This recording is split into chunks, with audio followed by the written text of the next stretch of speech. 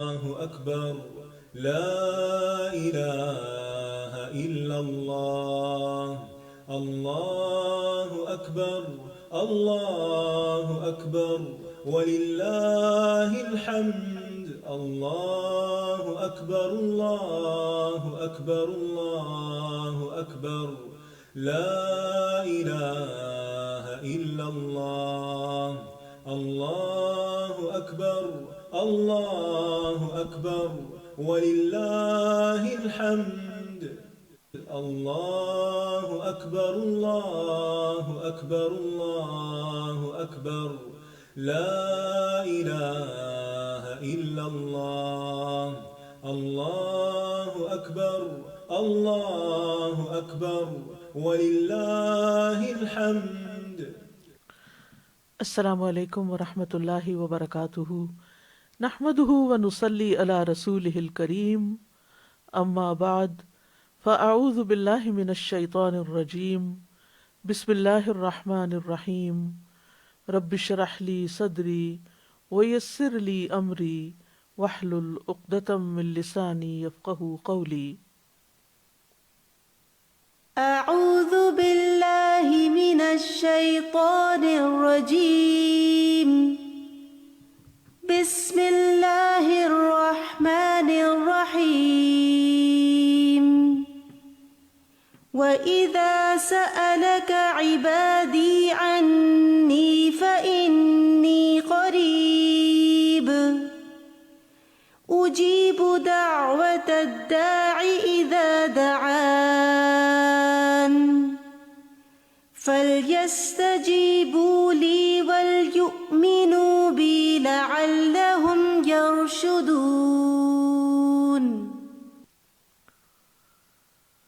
وَإِذَا سَأَلَكَ عِبَادِي عَنِّي فَإِنِّي قَرِيبٌ أُجِيبُ دَعْوَةَ الدَّاعِ إِذَا دَعَانِ فَلْيَسْتَجِيبُوا لِي وَلْيُؤْمِنُوا بِي لَعَلَّهُمْ يَرْشُدُونَ۔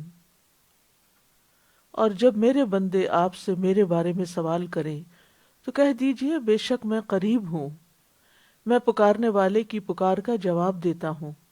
جب وہ مجھے پکارے تو ان کو چاہیے کہ وہ بھی میرا حکم مانیں اور مجھ پر ایمان رکھیں تاکہ وہ ہدایت پا جائیں۔ آج ہم نے دوسرے پارے سے سورۃ البقرہ کی آیت نمبر 186 کا انتخاب کیا ہے، جس سے ہمیں یہ پتہ چلتا ہے کہ اللہ سبحانہ و تعالی دعاؤں کا سننے والا ہے۔ اگر انسان اپنی حقیقت پر غور کرے تو ہم سب یہ بات جانتے ہیں کہ اپنی فطرت کے اعتبار سے انسان کمزور ہے، اور وہ کمزور پیدا کیا گیا ہے۔ خلق الانسان ضعیفا، انسان کمزور پیدا کیا گیا ہے، اور کمزور کو ہمیشہ سہارے کی ضرورت ہوتی ہے۔ لہذا ہمارے دنیاوی اور دینی اور اخروی معاملات میں جہاں کہیں بھی ہمیں ضرورت ہو تو اللہ سے بہتر سہارا کون ہو سکتا ہے جو ہماری ان معاملات میں صحیح رہنمائی کرے، ہماری مشکلات کو آسان کرے، ہماری ضروریات کو پورا کرے۔ لہٰذا ہمیں اسی کی طرف رجوع کرنا چاہیے، اسی کو پکارنا چاہیے تاکہ ہمیں رہنمائی نصیب ہو، لعلہم یرشدون۔ انسان کوئی بھی ہو، امیر ہو، غریب ہو، بادشاہ ہو، فقیر ہو، مرد ہو، عورت ہو، بچہ ہو، بوڑھا ہو، جوان ہو، دنیا میں کتنے بھی کارنامے کر چکا ہو، لیکن وہ سب اللہ کے محتاج ہیں۔ اللہ سبحانہ و تعالیٰ فرماتے ہیں، یا ایہا الناس انتم الفقراء الی اللہ واللہ هو الغنی الحمید۔ اے لوگو، تم سب اللہ کے محتاج ہو اور اللہ بے نیاز، غنی، تعریف والا ہے۔ لہٰذا ہم سب محتاج ہیں، ہم سب ضرورت مند ہیں، ہم سب اپنے رب کی عنایتوں اور نوازشوں اور رحمتوں کے منتظر ہیں۔ لہٰذا ہمیں اسی کی طرف رجوع کرنا ہے، چھوٹی مشکل ہو یا بڑی مشکل ہو، صحت کا مسئلہ ہو یا اولاد میں کوئی مسئلہ ہو، گھریلو ناچاکیاں ہوں یا جن جادو یا نظر کا معاملہ ہو یا کسی بھی جسمانی تکلیف اور بیماری کا یا مالی پریشانی کا، کوئی بھی مسئلہ ہو، ہم سب کو اپنے رب ہی کی طرف رجوع کرنا چاہیے، اور ہمارا رب قریب ہے۔ اللہ تعالیٰ فرماتے ہیں وَإِذَا سَأَلَكَ عِبَادِي عَنِّي، اور جب آپ سے یعنی محمد صلی اللہ علیہ وسلم سے عبادی میرے بندے، اللہ تعالیٰ محبت سے خطاب کر رہے ہیں بندوں کو جو ضرورت مند ہیں، جو کمزور ہیں، جو پریشان حال ہیں، ان کو اپنا بندہ بتا رہا ہے کہ یہ میرے بندے ہیں۔ جب یہ آپ سے میرے بارے میں میرے بندے سوال کریں تو انہیں بتا دیجئے فَإِنِّي قریب، کہ میں تو قریب ہی ہوں، یعنی قریب اس اعتبار سے کہ ان کی دعا قبول کرتا ہوں اور ان کی دعا سنتا ہوں۔ اجیب دعوت الداعی، میں پکارنے والے کی پکار کا جواب دیتا ہوں۔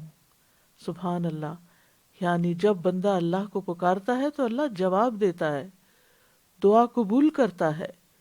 اگر اس دعا میں کوئی سوال ہوتا ہے، کوئی طلب ہوتی ہے تو میں ان کو عطا کرتا ہوں، لیکن اگر وہ چاہتے ہیں، اور پھر اذا دعانی، جب بھی وہ مجھے پکارے، دن کو پکارے، رات کو پکارے، صبح پکارے، شام کو پکارے، تکلیف کی حالت میں پکارے، خوشحالی میں پکارے، جب بھی پکارے، کیونکہ اللہ الحی القیوم ہے، زندہ ہے، قائم رکھنے والا ہے۔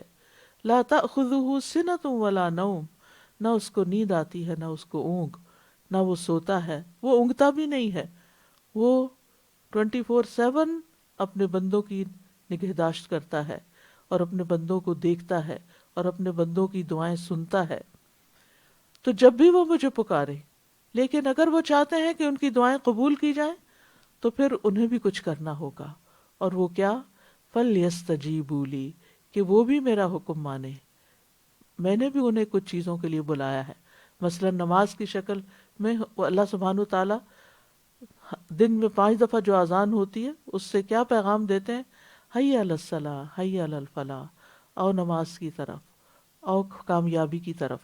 تو انہیں چاہیے کہ اسی طرح کی اور بھی جس طرح کے اللہ نے حکم دیے ہیں، جس میں اللہ نے بندوں کو پکارا ہے، انہیں چاہیے کہ وہ بھی اللہ کی بات پر لبیک کہیں اور اللہ تعالیٰ کے احکامات پر عمل کریں، اور جن چیزوں سے اللہ تعالیٰ بچنے کا حکم دیتا ہے ان سے بچیں، اللہ کی فرما برداری کریں، اس کی نافرمانی سے پرہیز کریں۔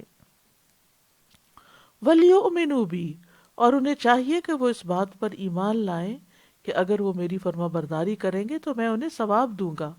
انہیں اعتماد کرنا چاہیے، ان کا ایمان ہونا چاہیے، انہیں امید رکھنی چاہیے، انہیں میرے آگے عاجزی کرنی چاہیے۔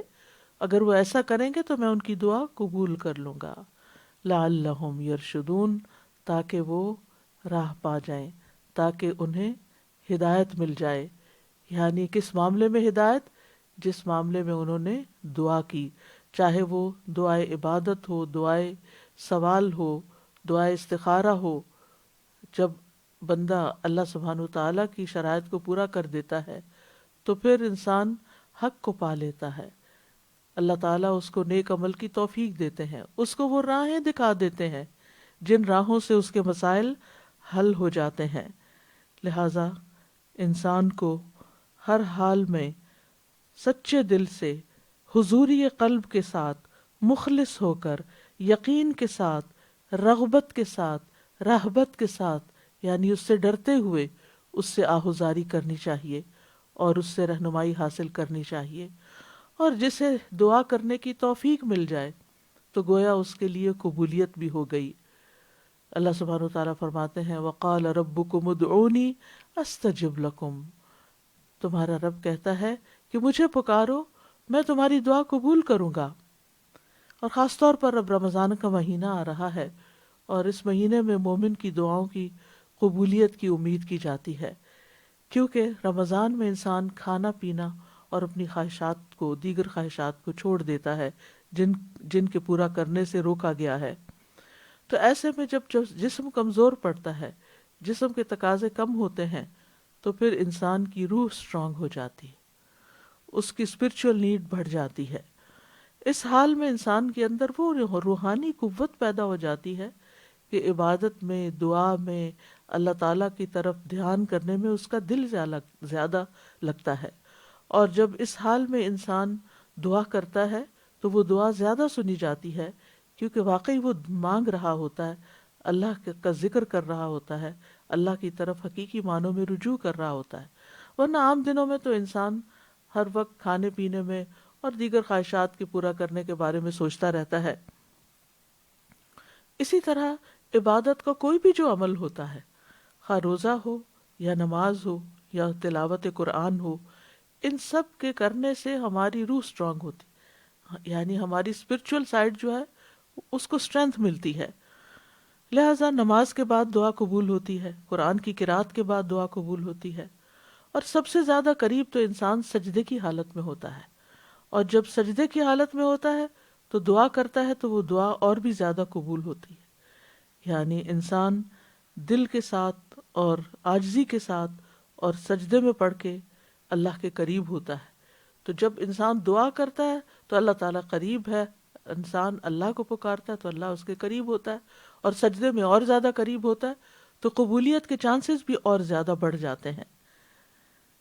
دنیا میں کوئی بھی اور ایسا نہیں، بڑے سے بڑا بادشاہ بھی، کہ جو بندوں کے حال سے واقف ہو، جس کے پاس اتنے اختیارات ہوں، جس کے پاس اتنی قابلیت ہو، اتنا کچھ ہو کہ وہ بندوں کی ساری ضروریات پوری کر سکے، وہ تو اپنی تکلیف بھی دور کرنے پہ قادر نہیں ہوتے۔ اللہ کو دنیاوی بادشاہوں سے مثال نہیں دی جا سکتی، وَلِلَّهِ الْمَثَلُ الْأَعْلَى، کیونکہ حقیقی بادشاہ تو اللہ ہی ہے، باقی خواہ کوئی بادشاہ ہو یا فقیر ہو وہ سب اس کے بندے ہیں۔ لہٰذا ہمیں اللہ کے قرب کو محسوس کرتے ہوئے اللہ سبحانہ وتعالیٰ سے دعا کرنی چاہیے، اور اللہ سبحانہ وتعالیٰ کا قرب اس کے محسن بندوں کو حاصل ہوتا ہے۔ قرآن مجید میں آتا ہے ان رحمت اللہ قریب من المحسنین، سورۃ الاعراف 56، بے شک اللہ کی رحمت نیکی کرنے والوں کے قریب ہے۔ لہٰذا نیکی کا کوئی بھی جو کام آپ کرتے ہیں اس کے بعد دعا کریں، چاہے آپ صدقہ خیرات کریں، چاہے آپ ذکر اذکار کریں، درود شریف پڑھیں۔ درود شریف تو خود ایک مکمل دعا ہے، اگر انسان کوئی بھی اور دعا نہ مانگے، صرف درود شریف ہی پڑھتا رہے تو اس کے ساری دعائیں، اس کی ساری حاجات پوری ہو جاتی ہیں۔ اور خاص طور پر جب بندہ اللہ کو پکارتا ہے تو اللہ بندے کے قریب ہوتا ہے۔ ابو موسیٰ اشعری کہتے ہیں کہ ہم ایک سفر میں رسول اللہ صلی اللہ علیہ وسلم کے ساتھ تھے، جب ہم کسی وادی میں اترتے تو لا الہ الا اللہ اور اللہ اکبر کہتے اور ہماری آوازیں بلند ہو جاتی، تو نبی صلی اللہ علیہ وسلم نے فرمایا، اے لوگو اپنی جانوں پر رحم کرو، کیونکہ تم کسی بہرے یا غائب کو نہیں پکار رہے، وہ تو تمہارے ساتھ ہی ہے، بے شک وہ سننے والا اور تم سے بہت قریب ہے، اس کا نام برکتوں والا ہے اور اس کی عظمت بہت ہی بڑی ہے۔ لہٰذا ایسے رب کو پکار کر کبھی کوئی مایوس ہو سکتا ہے؟ زکریا علیہ السلام نے کہا تھا کہ وَلَمْ أَكُنْ بِدُعَائِكَ رَبِّ شَقِيًّا، کہ تجھ سے دعا مانگ کے تو اے رب میں کبھی نامراد ہوا ہی نہیں، میری تو ساری ہی قبول ہوئیں۔ اور یہ حقیقت ہے کہ جب بندہ دعا کرتا ہے تو دعا قبول ہوتی ہے، چاہے وہ نیک ہو، اس کو مانتا ہو یا نہ مانتا ہو، وہ ہر ایک کی سنتا ہے۔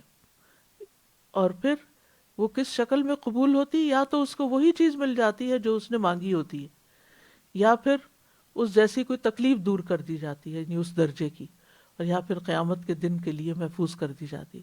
اور وہاں جا کر تو بندہ یہ چاہے گا کہ کاش دنیا میں اس کی کوئی بھی دعا قبول نہ ہوتی اور آج ساری دعائیں حسنات کی شکل میں میزان کو بھاری کرنے والی بن جاتی۔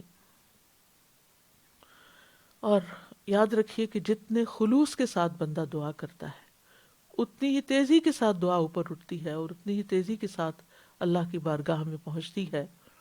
نبی صلی اللہ علیہ وسلم نے فرمایا، جس نے لا الہ الا اللہ وحدہ لا شریک لہ لہ الملک و لہ الحمد وہو علی کل شیء قدیر، اپنے دل سے خالص ہو کر زبان سے اس کی تصدیق کرتے ہوئے کہا تو اس کے لیے آسمان کے دروازے کھول دیے جاتے ہیں، حتیٰ کہ اللہ تعالیٰ زمین میں اس کے کہنے والے کی طرف دیکھتا ہے۔ جس کی طرف اللہ نے دیکھ لیا اس بندے کا یہ حق ہے کہ اس کا مطالبہ اس کو عطا کر دے۔ لہذا کمی ہمارے اندر ہوتی، ہمیں دعا کرنے کا ڈھنگ نہیں آتا، ہمیں مانگنا نہیں آتا، ہم پورے یقین سے نہیں مانگتے، ہمارے اندر وہ خلوص نہیں ہوتا، لہذا قبولیت بھی اس درجے کی نہیں ہوتی۔ یاد رکھیے تمام مخلوق اللہ سے مانگتی ہے، اور اللہ سبحانہ تعالیٰ ہر دن ایک نئی شان میں ہوتا ہے۔ سورۃ الرحمن میں اللہ تعالیٰ فرماتے ہیں یسألہ من فی السماوات والارض کل یوم ہوا فی شأن، اسی سے مانگ رہے ہیں جو کوئی آسمانوں اور زمین میں ہے، ہر دن وہ ایک نئی شان میں، یعنی ایک دن اگر ایک دعا قبول نہیں ہوئی تو اگلے دن پھر مانگ لی جائے، پھر مانگ لی جائے، اور کیونکہ ہمارا رب قریب ہے، مجیب ہے۔ وقال ربکم ادعونی استجب لکم ان الذین یستکبرون عن عبادتی سیدخلون جہنم داخرین، اور تمہارے رب نے فرمایا مجھے پکارو میں تمہاری دعا قبول کروں گا، بے شک وہ لوگ جو میری عبادت سے تکبر کرتے ہیں ان قریب ذلیل ہو کر جہنم میں داخل ہوں گے۔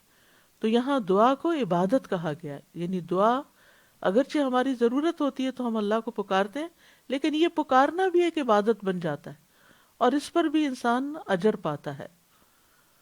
اور یاد رکھیے وہ بہترین قبولیت بخشنے والا ہے۔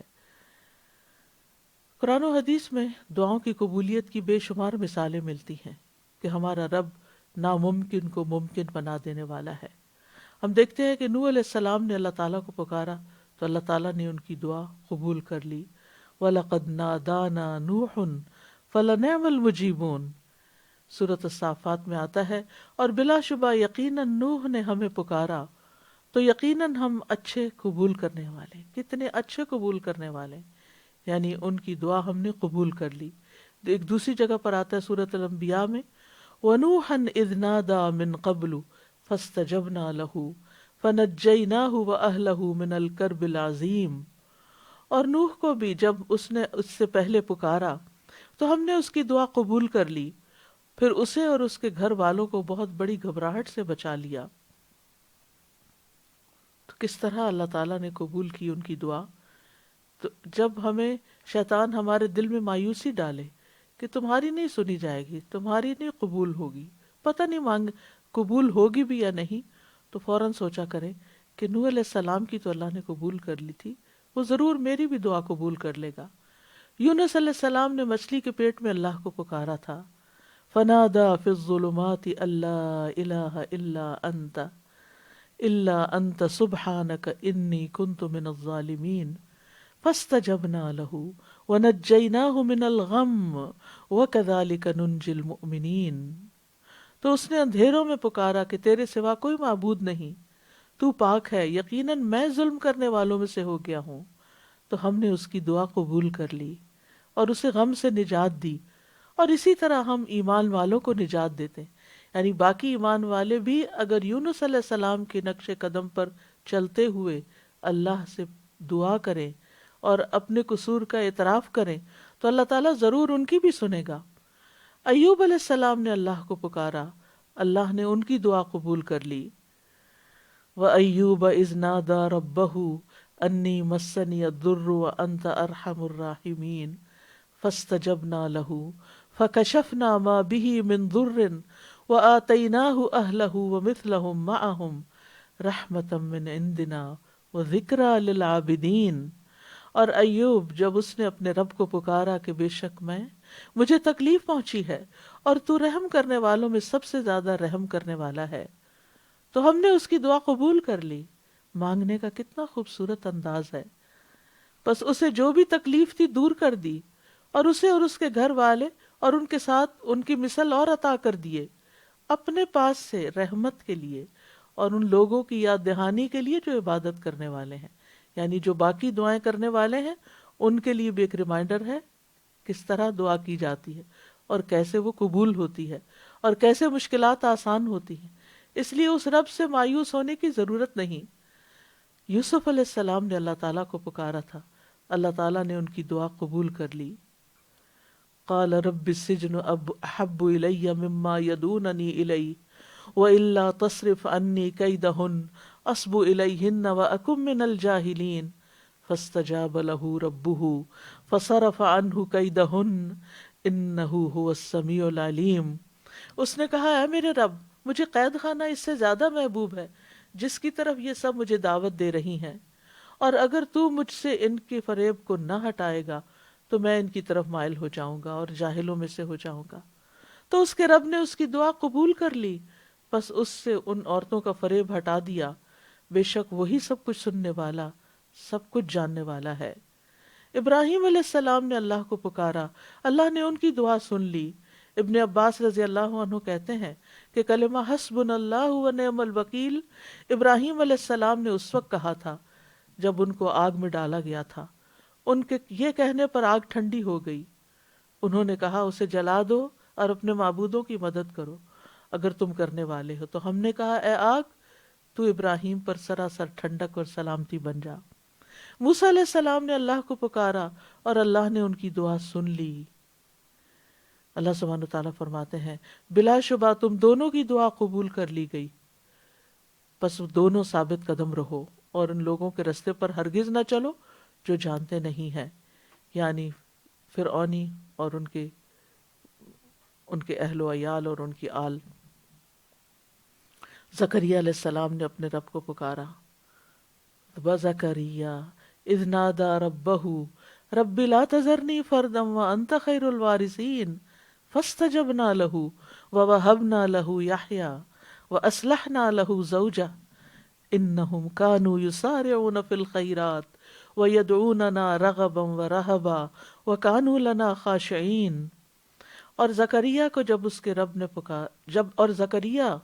جب اس نے اپنے رب کو پکارا کہ اے میرے رب مجھے اکیلا نہ چھوڑ اور تو سب وارثوں سے بہتر ہے، تو ہم نے اس کی دعا قبول کر لی اور اسے یحییٰ عطا کیا اور اس کی بیوی کو اس کے لیے درست کر دیا. بے شک وہ نیکیوں میں جلدی کرتے تھے اور ہمیں رغبت اور رہبت اور خوف سے پکارتے تھے اور وہ ہمارے لیے عاجزی کرنے والے تھے. تو اس سے کیا پتہ چل رہا ہے کہ اگر ہم چاہتے ہیں کہ ہماری دعائیں قبول ہوں تو پھر ہمیں نیکیوں میں جلدی کرنی ہوگی، نیکی کے کاموں میں آگے بڑھنا ہوگا اور ہر حال میں رب کو پکارتے چلے جانا ہوگا، رغبت سے بھی اور خوف سے بھی، یعنی اللہ سے امید رکھتے ہوئے بھی اور اس سے ڈرتے ہوئے بھی. اور رسول اللہ صلی اللہ علیہ وسلم کی بھی بہت سی دعائیں اللہ سبحانہ وتعالیٰ نے قبول فرمائیں.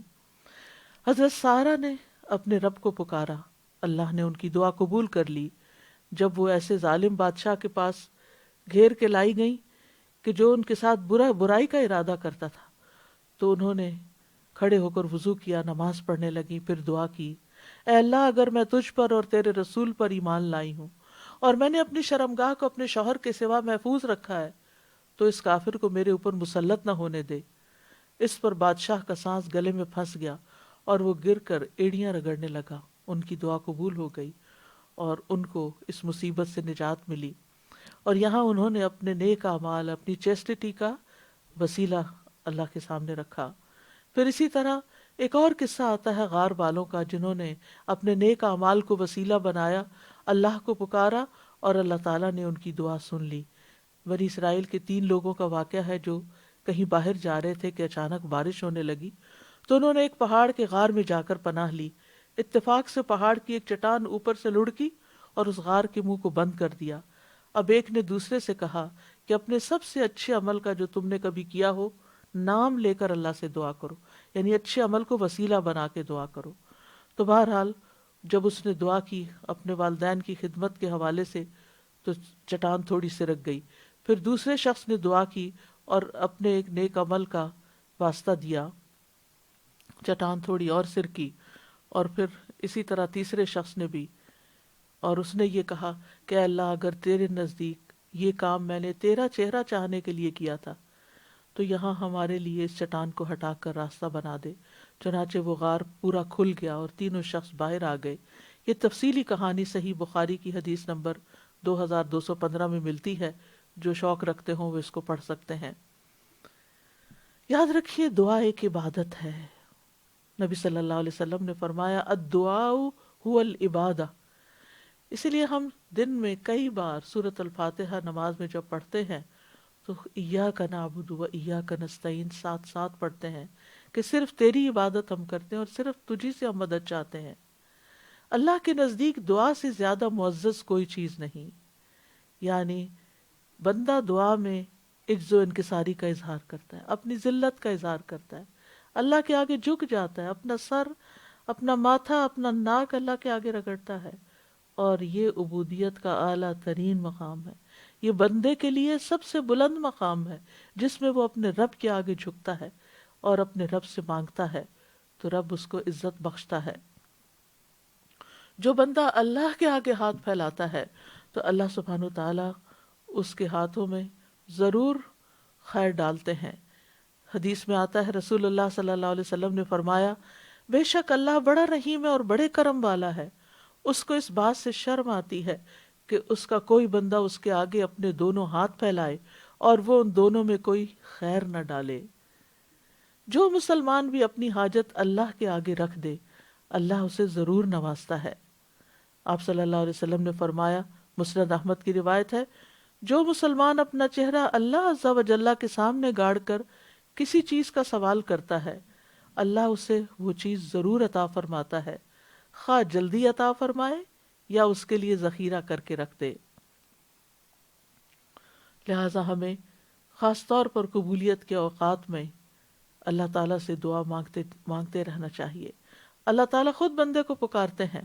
جب رات کا ایک تہائی حصہ بچتا ہے تو اللہ تعالیٰ آسمان دنیا پہ نزول فرماتے ہیں اور فرماتے ہیں، کون ہے جو مجھ سے دعا کرے تو میں اس کی دعا قبول کر لوں، کون ہے جو مجھ سے بخشش طلب کرے تو میں اسے بخش دوں۔ اب رمضان میں سحری کے وقت تو اٹھنا ہی ہوتا ہے، یہ وہی وقت ہوتا ہے جو دعاؤں کی قبولیت کا اور خصوصاً استغفار بخشش کی دعا مانگنے کا ہوتا ہے۔ وَبِالْأَسْحَارِ هُمْ يَسْتَغْفِرُونَ، اور سحری کے وقت وہ استغفار کرتے ہیں۔ پھر فرمایا، کون ہے جو مجھ سے رزق طلب کرے کہ میں اسے رزق عطا کر دوں۔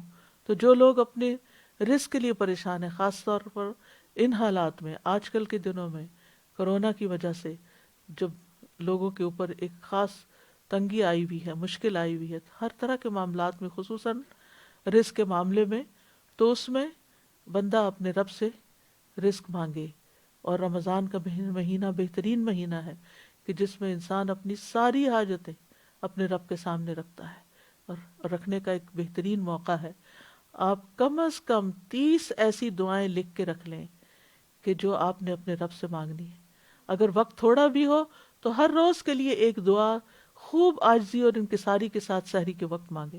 استغفار تو مانگے ہی مانگے، لیکن اس کے ساتھ ساتھ اور دعائیں بھی، جو آپ کے دل میں، جو بھی پریشانیاں، جو بھی دکھ ہیں، جو بھی غم ہے، جو بھی حسرتیں ہیں، اپنے اندر اپنے لیے کوئی بھی کمی محسوس کرتے ہیں، یا اپنی اولاد کے اندر، یا اپنے والدین کی طرف سے پریشان ہے، یا شوہر بیوی کی طرف سے اور بیوی شوہر کی طرف سے پریشان ہے، یا رزق کے معاملے میں پریشان ہے، تو اللہ سے مانگیں۔ ہو سکتا ہے یہ رمضان آپ کی زندگی میں بہت بڑی تبدیلی لے آئے اور آپ کے سارے غم اور دکھ دور ہو جائیں، کیونکہ اللہ تعالیٰ فرماتا ہے، اللہ تعالیٰ پکارتے رہتے ہیں، کون ہے جو تکلیف دور کرنے کی درخواست کرے کہ میں اس کی تکلیف دور کر دوں۔ تو کسی بھی چیز سے جو آپ کو تکلیف ہوتی ہے اس کے دور کرنے کے لیے اپنے رب کو پکاریں۔ فرمایا، حدیث میں آتا ہے، یہ اعلان طلوع فجر تک ہوتا رہتا ہے، یعنی جب تک فجر کی اذان نہیں ہوتی تو اللہ تعالیٰ آپ کو پکارتے رہتے ہیں۔ تو اللہ نے دعا مانگنے کا حکم دیا ہے اور قبولیت کا وعدہ کیا ہے، لہٰذا قبولیت کے لیے اللہ کو پکارتے رہنا چاہیے۔ اللہ تعالیٰ، کیونکہ شیطان انسان کے دل میں وسوسہ ڈالتا ہے، تم تو بہت گناہ گار ہو، تمہاری کہاں سنی جائے گی۔ یاد رکھیے، اللہ تعالیٰ گناہ گاروں کی بھی سنتا ہے۔ حدیث میں آتا ہے، مظلوم کی دعا قبول کی جاتی ہے اگرچہ وہ گناہ گار ہو، پس اس کا گناہ اس کے نفس پر ہے۔ سفیان بن عیینہ کہتے ہیں کہ دعا کرنے کو ترک نہ کرو، کسی بھی حال میں، بڑے سے بڑا جرم کیا، بڑے سے بڑا قصور کیا، لیکن اللہ سے مایوس نہ ہو۔ وہ کہتے ہیں، اور تم اپنے نفسوں کے بارے میں جو کچھ جانتے ہو وہ چیز تمہیں دعا مانگنے سے نہ روکے، کیونکہ بلیل انسان علی نفسہ بصیرہ، انسان اپنے بارے میں اپنے آپ کو خوب جانتا ہے، خوب آگاہ ہے۔ بس اللہ نے تو ابلیس کی بھی دعا قبول فرمائی، حالانکہ وہ تمام مخلوقات سے بدتر ہے۔ اس نے کہا تھا، قال انظرنی الی یوم یبعثون، کہ مجھے اس دن تک مہلت دے اے رب جب یہ سب اٹھائے جائیں گے۔ تو اللہ تعالیٰ نے اس کی دعا قبول کر لی اور اس کو مہلت دے دی۔ لیکن وہ اپنے سے مانگنے والوں سے محبت رکھتا ہے، اس کو پسند کرتا ہے۔ سفیان ثوری کہا کرتے تھے، اے وہ ذات جس کو اپنے تمام بندوں میں سے وہ انسان سب سے زیادہ محبوب ہے، جو اس سے مانگے تو کثرت سے اس سے سوال کرے، زیادہ مانگے، انسسٹ کرے، مانگتا چلا جائے، بار بار مانگے۔ اے وہ ذات جس کو اپنے تمام بندوں میں وہ انسان سب سے زیادہ ناپسند ہے، جو اس سے نہ مانگے، اور تیرے سوا کوئی بھی ایسا نہیں ہے میرے رب، یہ تو ہی ہے کہ جو مانگنے والے سے محبت کرتا ہے، ورنہ مخلوق تو مانگنے والوں سے نفرت کرتی ہے، اور اس کے برعکس اگر کوئی تجھ سے نہ مانگے تو اس کو ناپسند کرتا ہے۔ یاد رکھیے ہر چیز اللہ سے مانگیے، چھوٹی سے چھوٹی چیز اور بڑی سے بڑی چیز۔ بندہ جب بندوں سے مانگتا ہے تو ان کی نگاہوں میں چھوٹا ہو جاتا ہے، لیکن بندہ جب رب سے مانگتا ہے تو رب کی نگاہ میں بڑا ہو جاتا ہے، معزز ہو جاتا ہے۔ ابو ذر غفاری رضی اللہ عنہ روایت کرتے ہیں کہ نبی صلی اللہ علیہ وسلم اپنے رب تبارک و تعالی سے روایت کرتے ہیں کہ بے شک اللہ تعالیٰ فرماتا ہے، اے میرے بندو تم سب گمراہ ہو سوائے اس کے جسے میں ہدایت دوں، بس تم مجھ سے ہدایت مانگو میں تمہیں ہدایت دوں گا۔ اے میرے بندو تم سب بھوکے ہو سوائے اس کے کہ جسے میں کھلاؤں، تو تم مجھ سے کھانا مانگو میں تمہیں کھانا کھلاؤں گا۔ اے میرے بندو تم سب برہنہ ہو سوائے اس کے جسے میں لباس پہناؤں، تو تم مجھ سے لباس مانگو میں تمہیں لباس پہناؤں گا۔ اے میرے بندو تم سب دن رات گناہ کرتے ہو اور میں سارے گناہوں کو بخشتا ہوں، تو تم مجھ سے بخشش مانگو میں تمہیں بخش دوں گا۔ اے میرے بندو اگر تمہارے اولین و آخرین اور جن و انس ایک صاف چٹیل میدان میں کھڑے ہو کر مجھ سے مانگنے لگیں، اور میں ہر ایک کو کہ وہ جو کچھ وہ مجھ سے مانگے عطا کر دوں، تو پھر بھی میرے خزانوں میں کوئی کمی نہیں ہوگی مگر جتنی سمندر میں سوئی ڈال کر نکالنے سے پانی میں کمی آتی ہے، گویا کچھ بھی کمی نہیں۔ لہٰذا ہمیں اللہ سے ہدایت بھی مانگنی، اللہ سے کھانا بھی مانگنا ہے، لباس بھی مانگنا ہے، گناہوں کی بخشش بھی مانگنی، اور وہ سب کچھ مانگنا ہے جو ہماری ضرورت ہے۔ دعا بہترین دوا بھی ہے۔ ابن قیم کہتے ہیں دعا سب دواؤں سے زیادہ نفع بخش ہے، سب دواؤں سے زیادہ، یعنی آپ دوا کھا بھی لیں لیکن اگر اس کے ساتھ آپ دعا کریں گے تو دعا کی وجہ سے وہ دوا بھی زیادہ بہتر کام کرے گی۔ اور یہ مصائب و مشکلات کی دشمن ہے، یہ تکلیف کو دور کرتی ہے اور اس کا علاج کرتی ہے، تکلیف نازل ہونے کو روکتی ہے، اسے ختم کر دیتی ہے، یا جب وہ تکلیف نازل ہوتی ہے تو دعا اسے کم کر دیتی ہے، اور دعا مومن کا ہتھیار ہے۔ عمر بن خطاب کہا کرتے تھے، میں دعا کی قبولیت کے بارے میں پریشان نہیں ہوتا بلکہ میں دعا کے بارے میں پریشان ہوتا ہوں، تو جب تمہارے دل میں دعا مانگنے کا خیال ڈال دیا جاتا ہے تو دعا کی قبولیت ساتھ ہی ہو جاتی ہے۔ کیونکہ بعض اوقات ہم کسی معاملے میں اریٹیٹ ہو رہے ہوتے ہیں، تنگ ہو رہے ہوتے ہیں، پریشان ہو رہے ہوتے ہیں، رو رہے ہوتے ہیں، دل میں بدگمانیاں لوگوں کے بارے میں لا رہے ہوتے ہیں، لوگوں کے گلے شکوے، نہیں، ان سارے مواقع پر جلنے کڑنے کی بجائے، پریشان ہونے کی بجائے فوراً اللہ سے مانگنا شروع کر دیں، فوراً اللہ کی طرف رجوع کریں۔ اللہ تعالیٰ ایسی کیفیات ہمارے اوپر لاتے ہی اس لیے تاکہ ہم اس کی طرف رجوع کریں، کیونکہ ہم خوشحالی میں تو کم ہی یاد کرتے ہیں، لیکن افسوس یہ کہ ہم تو بدحالی میں بھی اللہ کو یاد کرنا بھول جاتے ہیں، بندوں سے توقع رکھتے ہیں لیکن بندے مایوس کرتے ہیں، اور انسان ہیں بھی کمزور، ہم سب محتاج ہیں اللہ کے، دینے والا تو وہی ہے، لہٰذا اس سے مانگے، وہ اللہ اپنے بندوں کے دل میں آپ کی مدد کا خیال ڈال دے گا۔ پھر یاد رکھیے کہ دعا صرف ایک دفعہ مانگ کے یہ نہیں کہنا چاہیے کہ میری تو قبول نہیں ہوئی، تکرار سے مانگتے چلے جائیں۔ ابو درداء کہا کرتے تھے کہ دعا مانگنے میں زور صرف کرو، زور لگاؤ، کیونکہ جو کثرت سے دروازہ کھٹکھٹاتا ہے قریب ہے کہ اس کے لیے دروازہ کھول دیا جائے، اور جو اللہ سے نہیں مانگتا اللہ اس سے ناراض ہو جاتا ہے۔ اور یاد رکھیے دعا مانگ کے مایوس بھی نہیں ہونا چاہیے، کیونکہ اللہ کی رحمت سے مایوسی کبیرہ گناہوں میں شامل ہے، اور بندوں کی مایوسی پہ رب مسکراتا ہے۔ نبی صلی اللہ علیہ وسلم نے فرمایا ہمارا رب اپنے بندوں کی مایوسی پر ہنستا ہے، حالانکہ حالات کی تبدیلی قریب ہوتی ہے۔ ابو رزین نے عرض کیا اے اللہ کے رسول کیا رب بھی ہنستا ہے؟ آپ نے فرمایا ہاں۔ میں نے عرض کیا جو رب ہنستا ہے ہم اس کے ہاں خیر و بھلائی کو مفقود نہیں پا سکتے، یعنی وہاں سے تو خیر و بھلائی ملے گی ہی ملے گی۔ تو یاد رکھیے کہ دعا جب مانگتے ہیں ہم قبولیت کی امید کے ساتھ، تو بعض اوقات وہ اس طرح چیزیں ہوتی نہیں، تو اس کے کچھ درجے ہیں۔ کبھی تو انسان کو وہ چیز ویسے ہی مل جاتی ہے، کبھی آخرت کے لیے ذخیرہ بنا دی جاتی ہے، کبھی گناہوں کا کفارہ ادا ہو جاتا ہے، کیونکہ انسان مایوس نہ ہو، کیونکہ اللہ تعالیٰ سننے والا ہے۔ ہم نے اللہ کی عظمت کو پہچانا نہیں، اس لیے ہم بہت جلدی کہتے ہیں میں نے اپنے رب سے دعا کی لیکن میری دعا قبول نہیں ہوئی، حالانکہ وہ قبول کر چکا ہوتا ہے۔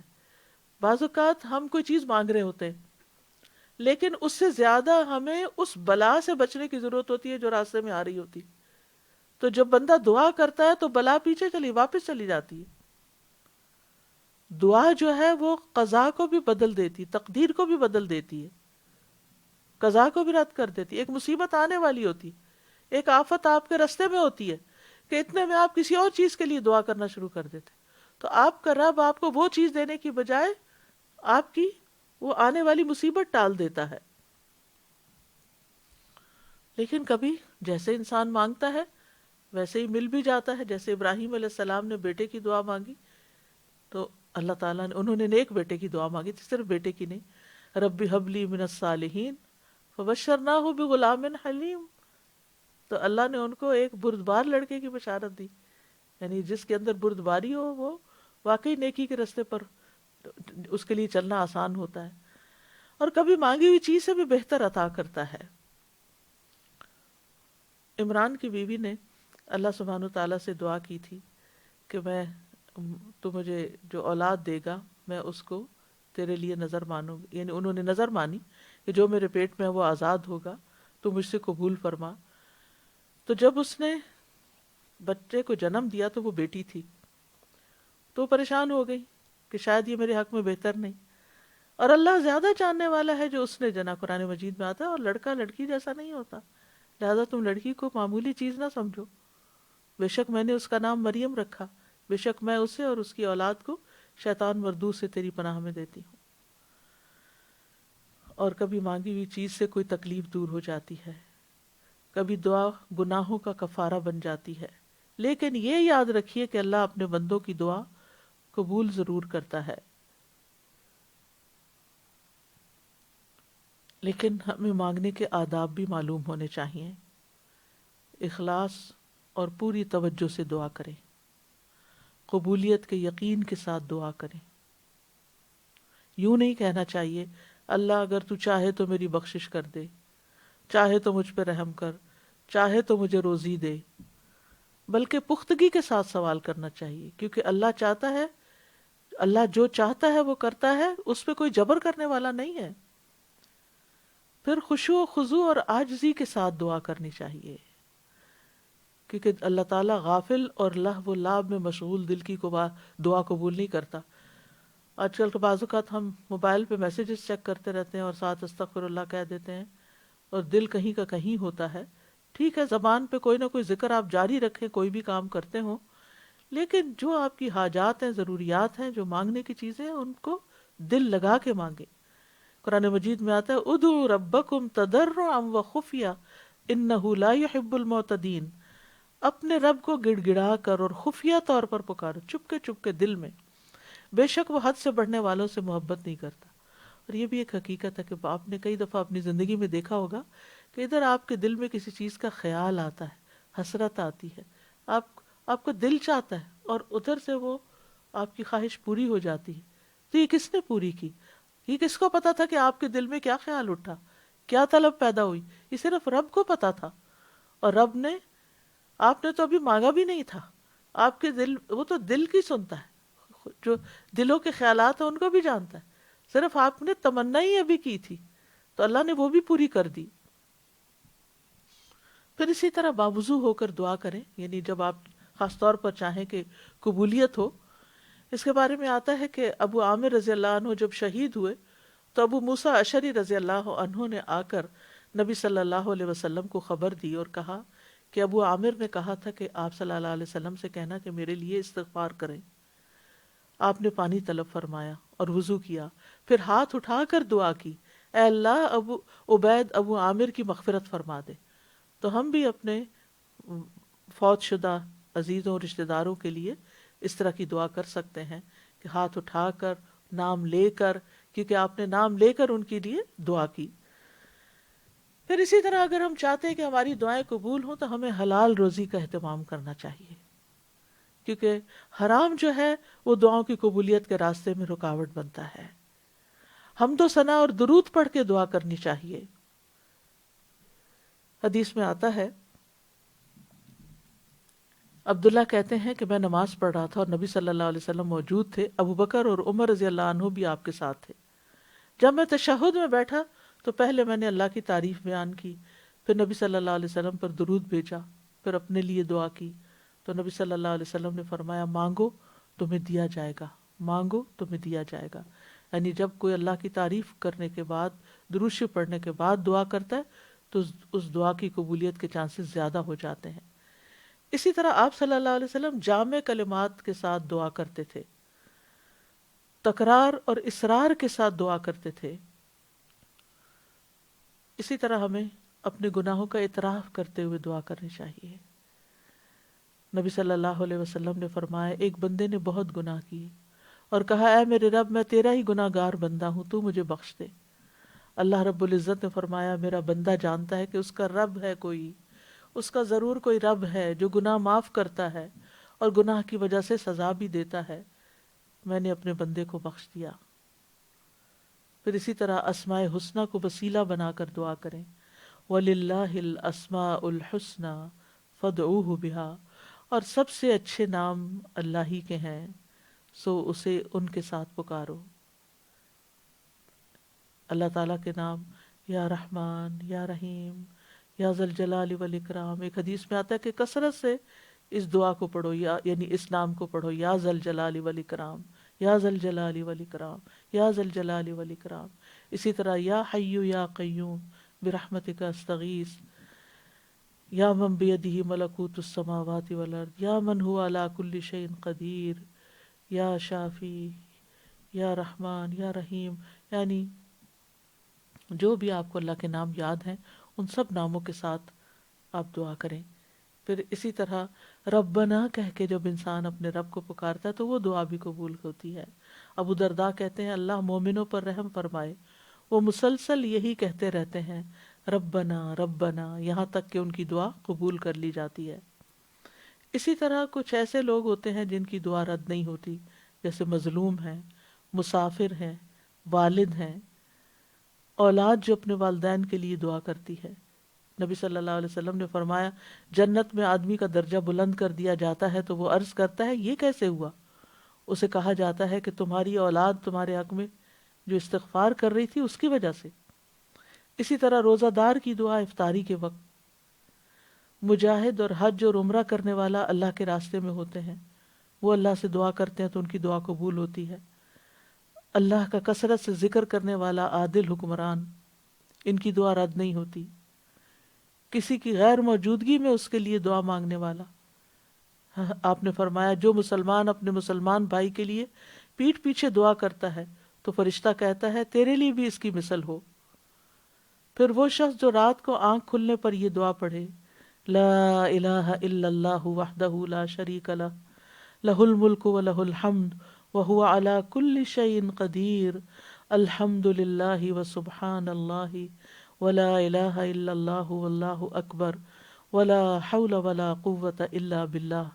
پھر یوں کہے اللہم اغفر لی، یا کوئی اور دعا کرے تو اس کی دعا قبول ہوتی ہے. پھر اگر اس نے وضو کیا اور نماز پڑھی تو نماز بھی قبول ہو جاتی ہے.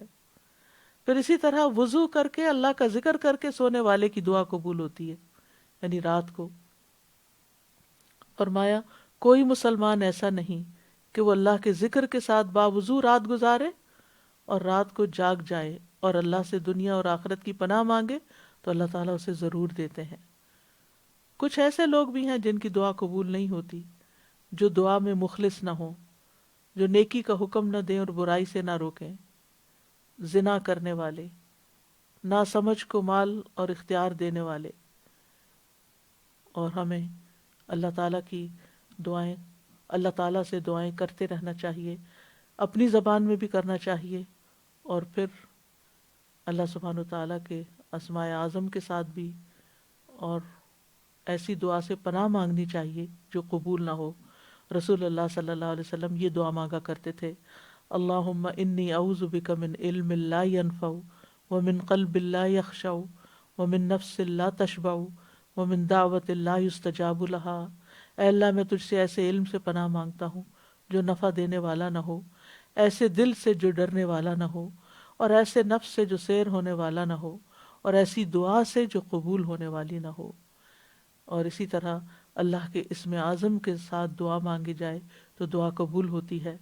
لہٰذا کرنے کے کام یہ ہیں کہ اللہ رب العزت المجیب سے خوب خوب دعا مانگیں، کثرت سے مانگیں۔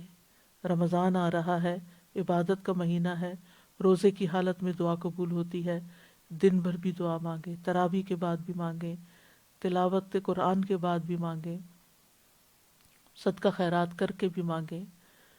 پھر اسی طرح یہ ہے کہ اگر آپ کو بہت زیادہ دعائیں کرنی نہیں آتی تو آپ کچھ کتابیں ہیں جیسے قرآنی اور مسنون دعائیں ہیں، اس میں اوتھینٹک دعاؤں کی سلیکشن کی گئی ہے۔ اسی طرح ایاک نستعین کتاب ہے، ان کی ایپس بھی ہیں۔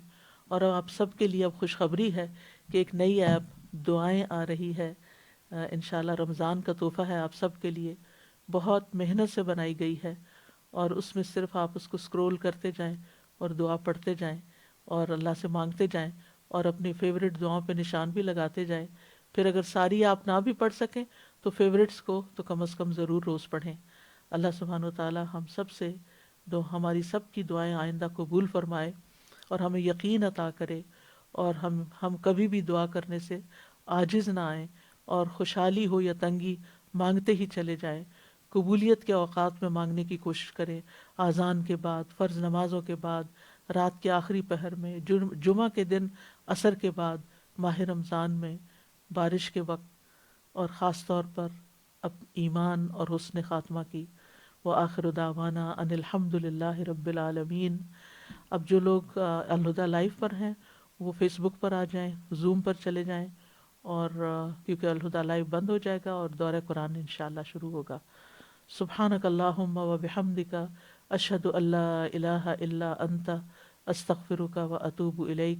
السلام علیکم ورحمۃ اللہ وبرکاتہ۔